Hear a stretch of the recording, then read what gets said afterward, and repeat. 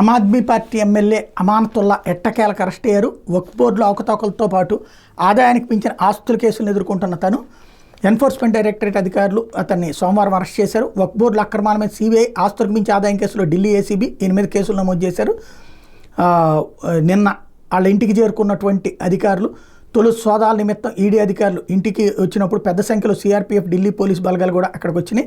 ED అధికారులు రావడాన్ని ఆయన తన ఎక్స్ ఖాతాలో వీడియో కూడా పోస్ట్ చేశారు. ఇటీవల శస్త్రచికిత్స పూర్తి చేసుకున్న తన అత్తగారి మంచం పక్కన ఆయన మాట్లాడాడు. తర్వాత గేటు బయట ఈడీ అధికారులతో మాట్లాడుతున్నట్టు ఆ వీడియోలో ఉంది. అయితే గతంలో 14 సమన్లను ఆయన బేఖాతరు చేసినందుకే తప్పని పరిస్థితుల్లో అరెస్ట్ చేయాల్సి వచ్చిందని ఈడీ ప్రకటించింది. సుప్రీంకోర్టు ఆదేశించడంతో గతంలో కేవలం ఒక్కసారి తమ ఎదుట హాజరయ్యారని ఈడీ గుర్తు చేసింది.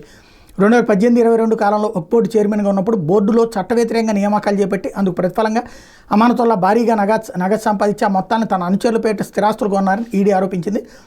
వక్ఫ్ ఆస్తులను చట్టవ్యతిరేకంగా లీజుకి ఇచ్చారని ఈడీ ఆరోపించింది. అరెస్ట్ తర్వాత ఈడీ ఆయన ఢిల్లీలోని స్పెషల్ జడ్జి రాకేష్ నయాల్ ఎదుట హాజరుపరిస్తే 4 రోజుల కస్టడీకి కూడా అనుమతించారు.